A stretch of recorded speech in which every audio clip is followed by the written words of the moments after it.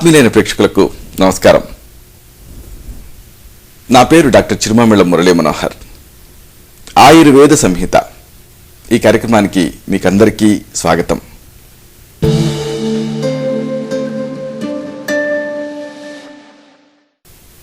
ఈ కార్యక్రమంలో ఒక ముఖ్యమైన విషయాన్ని, ప్రాచీన ఆయుర్వేద రహస్యాల్ని తెలుసుకోబోతున్నారు.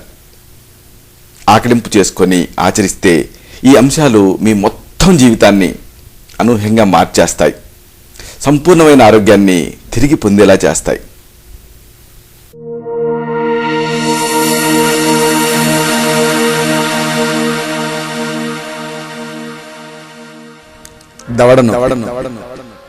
టీఎంజే సిండ్రోమ్, దీని గురించి సమగ్రంగా తెలుసుకుందాం.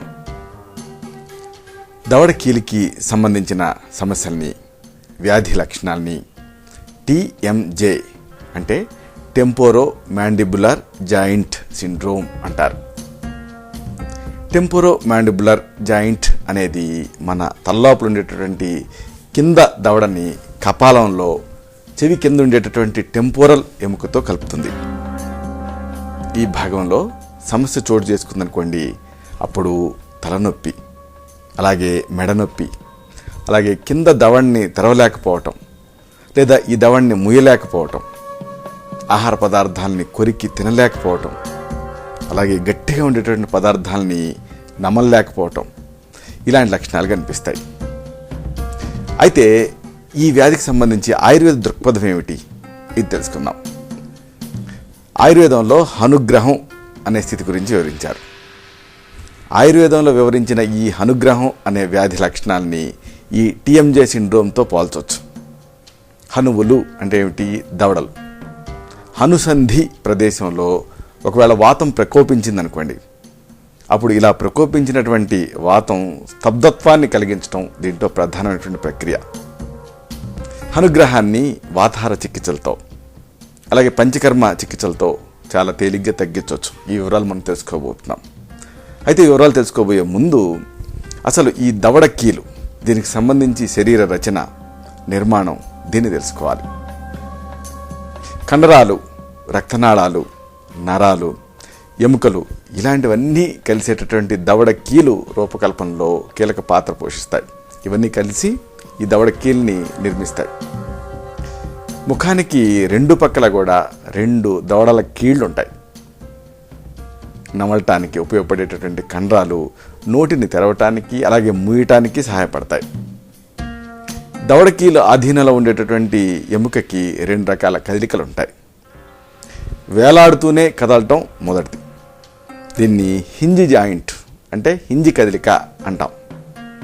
ఇక దొర్లుతూ జారటం అనేది రెండోది, దీన్ని గ్లైడింగ్ కీలు అంటాం.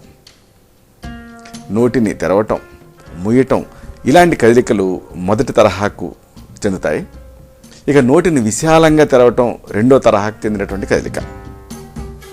ఈ 2 రకాల కదలికల వల్ల మనం మాట్లాడతాం, మనం నవ్వులుతాం, మనం ఆవలిస్తాం. ఇలాంటి విభిన్న రకాల పనులని చాలా సునాయాసంగా చేసేయగలుగుతాం. ఇప్పుడు ఈ దవడ కీలుని గుర్తించడం ఎలా అనేది చూద్దాం. మీ చెవులు ముందు భాగంలో చూపుడు వేలిని ఇలాగ ఉంచండి, నోరు తెరవండి. అప్పుడు ఈ దవడ కీలు కదలికని మీరు గ్రహించగలుగుతారు, గుర్తించగలుగుతారు. మీరు నోటిని తెరిచినప్పుడు మీ వేళ్లకు గుండ్రటి ఆకృతిలో తగిలేవి కింద దవడ తాలూకు బంతుల్లాంటి నిర్మాణాలు అంటే కాండైల్స్. ఇవి కపాలం తాలూకు టెంపోరల్ ఎముక లోపల ఉండేటువంటి దొన్నెల్లాంటి అంటే సాకెట్స్ నిర్మాణాలలో కదులుతూ ఉంటాయి. మీరు నోటిని మూసినప్పుడు ఈ కాండైల్స్ మళ్ళీ యథాస్థితికి వెళ్ళిపోయి ఏ సమస్య లేకుండా అమరిపోతాయి చాలా తేలిగ్గా. ఈ కదలికని మృదువుగా నిరంతరాయంగా కొనసాగించడం కోసం కాండైల్స్కి అలాగే టెంపోరల్ ఎముకకి మధ్య ఒక మెత్తటి డిస్క్ ఉంటుంది. నమలటము ఇలాంటి కదలికల్లో ఉత్పన్నమైనటువంటి ఆఘాతాల్ని ఈ డిస్క్ తనలో విలీనం చేసుకొని ఎముకల మీద ఒత్తిడి పడకుండా చూసుకుంటుంది. సరే, మరి ఈ సమస్య ఎలా వస్తుంది, దీని సంప్రాప్తి ఏమిటి, వ్యాధి విజ్ఞానం ఏమిటి, ఇది కాస్త తెలుసుకుందాం. ఈ దవడకీలు నిర్మాణానికి కారణమైనటువంటి భాగాలలో ఏమన్నా సమస్యలు చోటు చేసుకున్నాయనుకోండి, అప్పుడు నమలలేరు, ఆవలించలేరు. ఇలాంటి పనులన్నీ కూడా సమస్యాత్మకం అవుతాయి. ఈ సమస్యలకి దారితీసేటువంటి కారణాలను వరుసగా తెలుసుకుందాం. దవడ కీలుకి సంబంధించి టీఎంజే సిండ్రోమ్ అనేది 3 ప్రధానమైనటువంటి కారణాల వల్ల వస్తుంది. ఒకటి, స్థానికంగా ఆఘాతాలు ఏర్పడటం, అంటే దెబ్బలు తగలటం. ఇది మొదటి కారణం. 2, రకరకాల వ్యాధుల వల్ల జాయింట్ దెబ్బతింటాం, రెండో కారణం. ఇక 3, అనేక రకాల అలవాట్ల వల్ల జాయింట్ మీద ఒత్తిడి పడటం అనేది మూడో కారణం. వీటి గురించి కొద్దిగా వివరంగా తెలుసుకుందాం. మొదటిది ఆఘాతం అనుకున్నాం కదా, అంటే దెబ్బలు తగలటం. దీన్ని మళ్ళీ మనం 2 రకాలుగా డివైడ్ చేయొచ్చు, విభజించవచ్చు. ఒకటి అల్పస్థాయి ఆఘాతం, 2 పెద్ద స్థాయి ఆఘాతం, అంటే సూక్ష్మాఘాతం, బృహతాఘాతం. అల్పస్థాయి ఆఘాతం ఏమిటి? అంతర్గతమైంది. పళ్ళు నూరటం, దీన్ని బ్రక్సిజం అంటారు. అలాగే దవడాలని బిగబట్టడం, క్లెంచింగ్ అంటాం. ఇలాంటివి దీనికి ఉదాహరణలు, ఈ అల్పస్థాయి ఆఘాతానికి. ఇక టెంపోరోమాండిబులర్ జాయింట్ మీద ఈ పనులు నిరంతరం కూడా ఒత్తిడిని కలగజేస్తాయి. దవడల సమరేఖని, అంటే అలైన్మెంట్ని దెబ్బతీస్తాయి. దవడ కీలులో భాగం పంచుకునేటటువంటి కండరాల పొరల్లో వాపు కానీ, నొప్పి కానీ, అంటే ఇన్ఫ్లమేషన్ చోటు చేసుకొని ఈ దవడ జాయింట్ పరిసరాల మీద వ్యతిరేక ప్రభావం పడుతుంది. కొంతమందికి పళ్ళు నూరటం అలవాటుగా తయారవుతుంది. ఎక్కువగా నిద్రలో ఇలా పళ్ళు నూరుతూ ఉంటారు. కుటుంబ సభ్యులకి ఆ శబ్దాలు వినిపిస్తూ ఉంటాయి. ఈ అలవాటు వల్ల దంతాల ఆకృతి, అమరిక ఇలాంటివి దెబ్బతింటాయి. చుట్టుపక్కల కండరాలు, నరాలు ఇవన్నీ కూడా ప్రభావితం అవుతాయి. అలాగే దవడ కండరాలను బిగబట్టేటటువంటి అలవాటు కొంతమందికి ఉంటూ ఉంటుంది. చూయింగం నవలటం, పెన్సిల్ని నోట్లో ఉంచుకొని ఆ పెన్సిల్ని కొరుకుతూ ఉండటం, లేదా వేళ్ళను అదే పనిగా కొరుకుతూ ఉండటం, ఇలాంటి వాటి వల్ల ఈ దవడ కండరాల్లో ఒత్తిడి పెరుగుతుంది. టీఎంజే సిండ్రోమ్ అనేది వచ్చేస్తుంది. అలాగే మానసికంగా ఒత్తిడిని అనుభవించే వాళ్ళలో కూడా ఈ దవడ కండరాలు వాటంతటా అవే బిగదీసుకుపోతూ ఉంటాయి. కాబట్టి ఇలాగా టెన్షన్ పడటం కూడా టెంపోరోమాండిబులర్ జాయింట్ సిండ్రోమ్కి ఒక కారణం. ఆహార పదార్థాన్ని నవ్వుతున్నప్పుడు ముఖం కండరాల్లో నొప్పి వస్తుందనుకోండి, అప్పుడు ఈ తరహా కారణాల గురించి మీరు ఆలోచించాలి. ఇక రెండోది బృహతాఘాతం అనుకున్నాం కదా, అంటే తీవ్రస్థాయి ఆఘాతం. ఇదేమిటి? లోపల నుంచి వచ్చింది కాదు, బాహ్యగతమైంది, అంటే ఎక్స్టర్నల్ సోర్స్ వల్ల వస్తుంది. దవడ కీలు మీద నేరుగా ఒకవేళ దెబ్బ తగిలింది అనుకోండి, అప్పుడు ఇలాగా జరుగుతూ ఉంటుంది. మామూలుగా ఎప్పుడు జరుగుతుంది ఇలాగా అంటే బాక్సింగ్ లాంటి క్రీడల్లో ముఖం మీద పిడుగుద్దు పడుతూ ఉంటుంది. అలాగే వాహన ప్రమాదాలలో కూడా తలకి దెబ్బ తగులుతుంది. ఇలాగ తలకి దెబ్బ తగిలినప్పుడు అప్పుడు అది తీవ్రస్థాయి ఆఘాతం కింద చోటు చేసుకుంటుంది. అంటే దవడ కీలు దెబ్బతింటుంది, దవడ ఎముకలు విరగటం, అలాగే దవడ జాయింట్లలో ఉండేటటువంటి డిస్కులు దెబ్బతింటాం. ఇలాంటి కారణాల వల్ల ఈ తీవ్రస్థాయి ఆఘాతం అనేది వస్తుంది. సరే, మరొక కారణం ఇతర వ్యాధుల ప్రభావం. ఈ ప్రభావం వల్ల టెంపోరోమాండిబులర్ జాయింట్ సిండ్రోమ్ వస్తుంది. దీని గురించి కూడా కాస్త తెలుసుకుందాం. ఆస్టియో ఆర్థరైటిస్, రుమటాయిడ్ ఆర్థరైటిస్ ఇలాంటి వ్యాధులు ఈ టీఎంజే సిండ్రోమ్ కలిగించే అవకాశం ఉంది. ఎముకలు క్రమంగా క్షీణించడం వల్ల ఆస్టియో ఆర్థరైటిస్ అనేది వచ్చేస్తుంది. ఇతర జాయింట్ల మాదిరిగానే దవడ ఎముకల మధ్య ఉండేటటువంటి కీలు కూడా వయసు ప్రభావంతో కానీ, లేకపోతే ఎక్కువగా వినియోగించడం అంటే అధిక వినిమయం చేత కానీ అరిగిపోయేటటువంటి అవకాశం ఉంటుంది. ఎముకల ఉపరితలం మీద తయారు కావాల్సినటువంటి మృదులాస్థి తయారీ అనేది వయసు పెరిగే కొద్దీ నెమ్మదిస్తుంది. వ్యాధి నిరోధక శక్తి క్షీణించటం, దెబ్బలు అంటే ఆఘాతాలు తగలటం ఇలాంటివి ఈ సమస్యను తీవ్రతరం చేస్తాయి. ఇక రుమటాయిడ్ ఆర్థరైటిస్ వ్యాధిలో దవడ కీలు లోపల ఉండేటువంటి మృదులాస్థి దెబ్బతింటుంది, కొరుకుడు పడుతుంది. దీంతో కీలులో వైకల్యం అనేది ప్రాప్తిస్తుంది. వ్యాధి నిరోధక శక్తి వికటించి స్వయం ప్రేరితంగా మారి స్వీయ విఘాతానికి కారణమవటం వల్ల, అంటే ఆటో ఇమ్యూనిటీ వల్ల ఈ రుమటాయిడ్ ఆర్థరైటిస్ అనేది వస్తుంది. దీంట్లో అన్ని జాయింట్లతో పాటు ఈ దవడ కీలు కూడా పట్టుకుపోయేటటువంటి అవకాశం ఉంది. దీంతో నొప్పి వచ్చే అవకాశం ఉంది. ఇక ఈ టీఎంజే సిండ్రోమ్కి మరొక ముఖ్యమైన కారణం అలవాట్లు, అలాగే భంగిమలు. శరీరం మీద ఒత్తిడి పడేలా చేసేటటువంటి అసహజమైన శారీరక భంగిమలు కూడా ఈ టీఎంజే సిండ్రోమ్కి కారణం అవుతాయి. ఉదాహరణకు గంటల తరబడి తలని ముందుకి చాచి ఈ కంప్యూటర్ తెరని కొంతమంది చూస్తూ ఉంటారు. దీంతో ఈ మెడకండాలు, ముఖకండాల మీద ఒత్తిడి పడుతుంది. ఫలితంగా ఈ టీఎంజే సిండ్రోమ్ అనేది వస్తుంది. ఇంకా ఇలాంటి కారణాలు చాలా ఉన్నాయి. ఉదాహరణకు సేదతీరే అవకాశం లేని జీవన విధానం కొంతమందికి ఉంటుంది. దాంతో కూడా ఈ దవడ కీలు దెబ్బతింటుంది. ఆహారం విషయంలో కొంతమంది శ్రద్ధ పెట్టరు, దీంతో కూడా ఈ సమస్య వస్తుంది. అలాగే కొంతమందికి నిద్ర తగినంతగా ఉండదు. ఇలాంటివన్నీ కూడా కారణాలే. ఈ కారణాలతో ఏం జరుగుతుంది, దవడలు, మెడ, అలాగే తల, వీటిలో ఉండేటువంటి కొన్ని సున్నితమైన కేంద్రాలన్నీ, అంటే ట్రిగర్ పాయింట్స్ని కలవలపరుస్తాయి ఈ కారణాలన్నీ. దీంతో ఈ నాడీ సంకేతాలు జనిస్తాయి. తలనొప్పి, చెవి నొప్పి, దంతాల నొప్పి, ఇలాంటి వాటిని కలిగిస్తాయి. సరే, మరి ఈ టీఎంజే సిండ్రోమ్ అంటున్నాం కదా, ఎలా తెలుస్తుంది అంటే కొన్ని లక్షణాల ద్వారా ఈ సమస్యను గుర్తుపట్టచ్చు. ముఖం, దవడ కండరాల్లో నొప్పి మొదలవుతుంది. మొదలై మెడ, అలాగే భుజాలు, వీటికి విస్తరిస్తుంది. ఈ దవడ లోపల ఉండేటువంటి కీలు అతిగా సాగొచ్చు కూడా, లేదా దవడ కీలు బిగదీసుకుపోవచ్చు. మీరు మాట్లాడేటప్పుడు, నమిలేటప్పుడు, ఆవలించేటప్పుడు నొప్పిగా అనిపిస్తుంది దవడలలో. సాధారణంగా నొప్పి దవడ కీలులో కాన్సన్ట్రేట్ అయి ఉంటుంది, ఇక్కడ కేంద్రీకృతమై ఉంటుంది. అయితే కొన్ని సందర్భాల్లో తల, ముఖం, అలాగే చెవుల ముందు భాగం, ఇలాంటి భాగాలలో సైతం నొప్పి అనేది వ్యక్తం అవుతూ ఉంటుంది. ఇక మరొక ముఖ్యమైన లక్షణం, ఈ టీఎంజే సిండ్రోమ్ వల్ల చెవి నొప్పి, చెవుల్లో గుయ్యమనే కర్ణనాదం, ఇలాంటి శబ్దాలు వినిపిస్తాయి. చెవుడు లాంటి లక్షణాలు కూడా కనిపించవచ్చు. కొన్ని సందర్భాల్లో బాధితులు టీఎంజే సిండ్రోమ్ వల్ల కలిగే లక్షణాలని చెవిపోటుగానో, చెవికి సంబంధించినటువంటి ఇన్ఫెక్షన్గానో అన్వయించుకుంటూ ఉంటారు. అలాగే మరొక లక్షణం, ఈ దవడ కీల్ని కదిలించినప్పుడల్లా కూడా క్లిక్ అనే శబ్దం వినిపిస్తూ ఉంటుంది.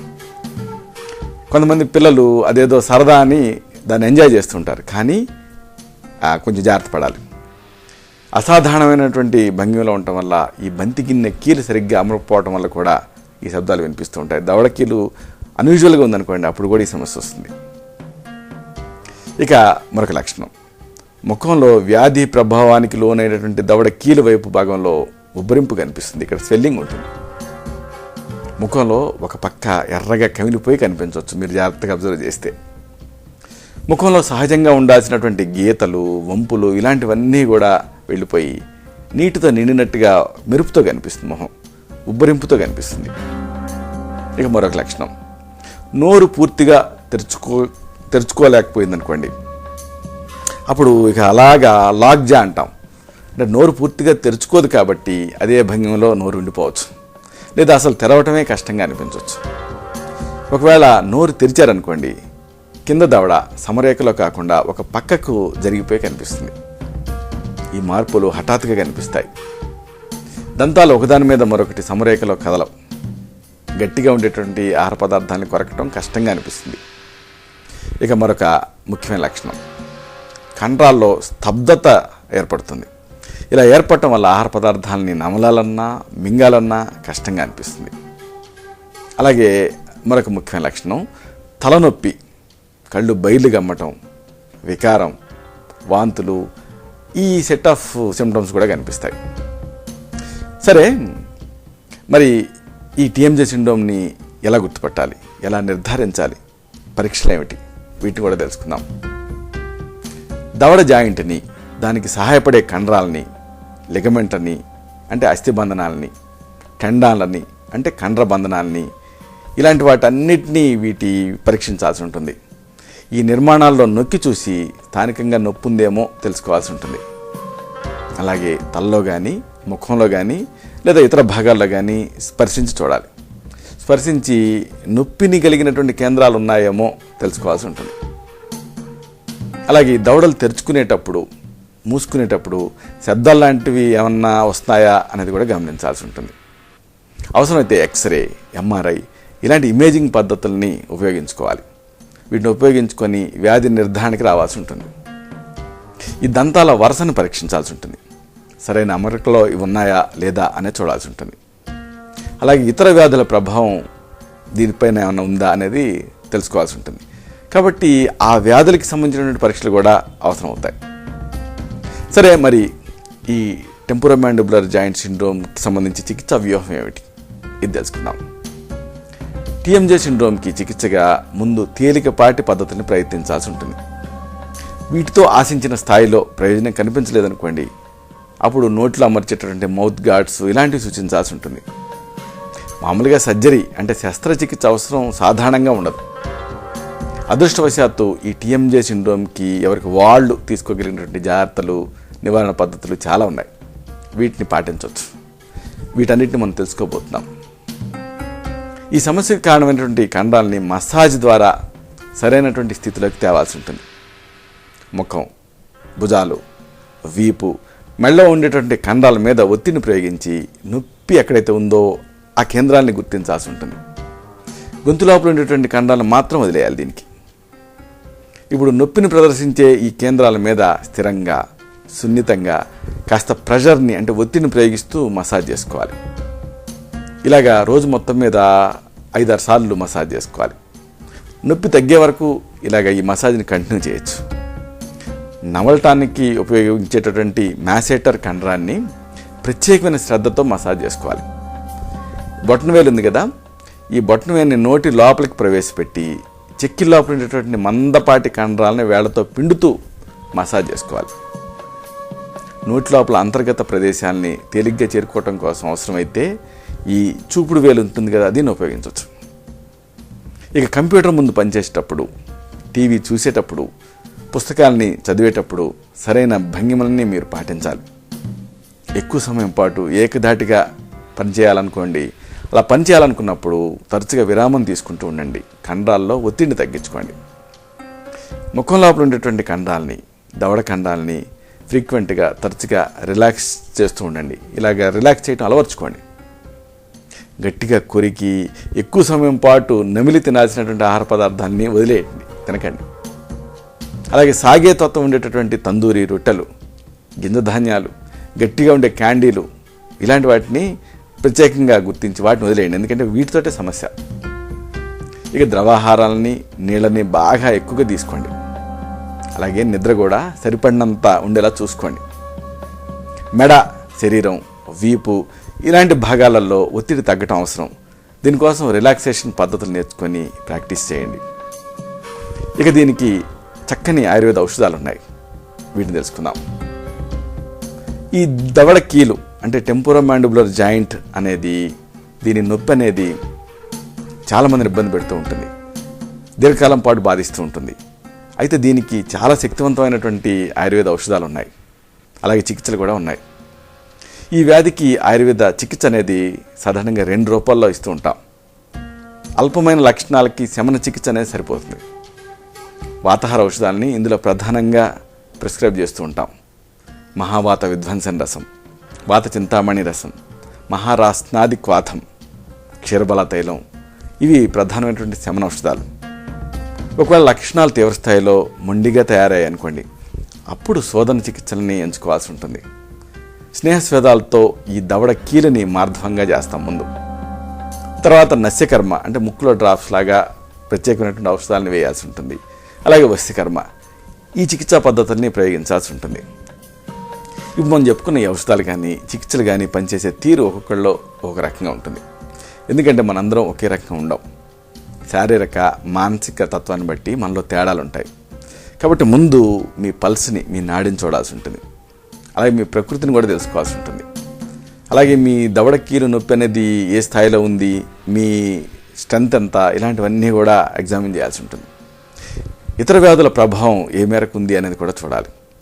ఆ తర్వాత ఈ ఔషధాల్లో, ఈ చికిత్సల్లో మీకు సరిపోయేటటువంటి ఔషధాలని తగిన పత్యాపత్యాలతో, సరైన అనుపాన సహపానాలతో, సరైన మోతాదుని, నిర్ణీతమైన కాల వ్యవధిని నిర్ణయించి సూచించడం జరుగుతుంది. కాబట్టి మీ మొత్తం మెడికల్ రికార్డుతో వచ్చి కలవాల్సి ఉంటుంది. ఇలా ఈ దవడ కీలు నొప్పి సమస్యని, దానివల్ల వచ్చేటటువంటి ఇక్కట్లని సంపూర్ణంగా, సునాయాసంగా, నిశ్శేషంగా, నిస్సంశయంగా జయించవచ్చు.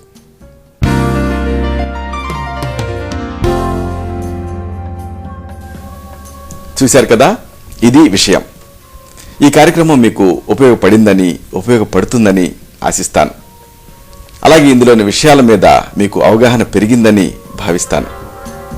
దీనిలోని విషయాలు నలుగురికి చేరేలాగా, 10 మందికి ఉపయోగపడేలా మీ వంతు సహాయం మీరు చేయండి.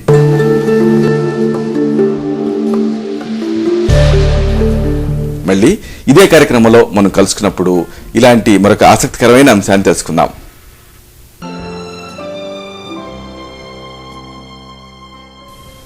శతం జీవ శరదో వర్ధమానః, శతం హేమంతాన్ శతం వసంతాన్. 100 శరత్తులు, 100 హేమంతాలు, 100 వసంతాలు వర్ధిల్లుతూ జీవించండి.